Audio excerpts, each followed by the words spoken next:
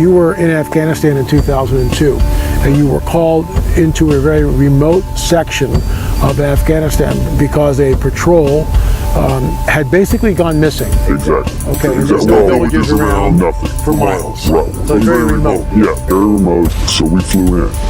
To about 4 kilometers. We're hiking through the same area where they were supposed to make one of their checkpoints, one of their rally points. And before we'd left, there was all kinds of what happened with the ambush, but that was even odd because at point of ambush, you'd call for maybe close air support, something, okay? There was no calls made, just off the bridge. So we're coming down a mountainside, and it was a nice path, a goat path. As we bent around this corner, you could see this opening of the cave. There's a cave as we're coming around. And then I see there's a lot of rocks, which is another oddity, and then bone matter. When I'm not close enough to identify what kind of bones, but I did see something I knew was a piece of our communications equipment. So instantly we're thinking ambush, maybe animal, could be anything. And there was enough room in front of this cave, but it had a sheer drop off. But there was enough room that we actually got into a decent dispersal in case of ambush. You see something coming out of the cave, and it's moving with a speed and agility that catches you off guard. Everybody. And he comes out. It was a man at least 12 to 15 feet in height. This is a monster. Red beard, then his hair was longish, past the shoulder, a scarlet red, and Dan runs at him and starts shooting, which broke all of us into the reality. Because it was so surreal. Now your training is kicking in. Oh yeah, okay. Muscle memory, complete muscle memory. While Dan is moving at him, another bro of mine's laying down fire, and I start firing.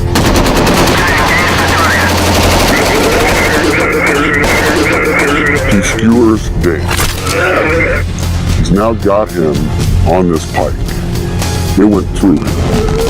And he's still got him, and he's coming after more. We all just clicked in.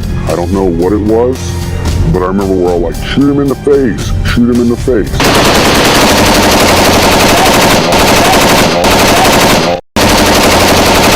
Our weapons components were in force. We had 308s, and we had Barrett 50s.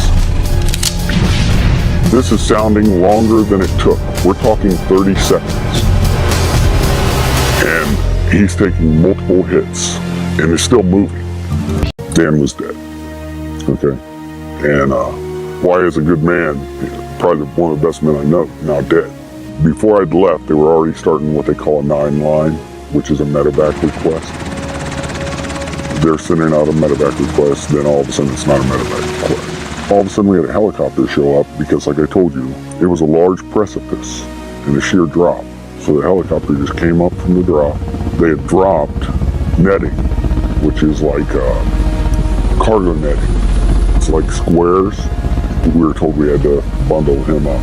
And we get another bigger helicopter, but it's almost like a Jolly Green Giant used to look back in the day that could get, through this area.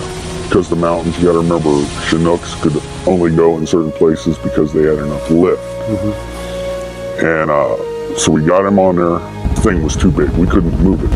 It smelled worse than a skunk. A corpse that's been around for a while. Really foul. Oh, it was like a combination because of the,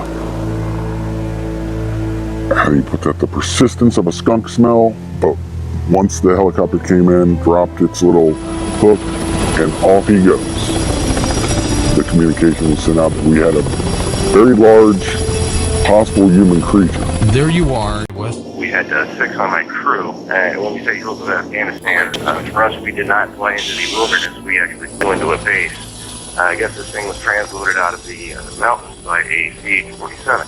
What I could see that it did have the 6 fingers.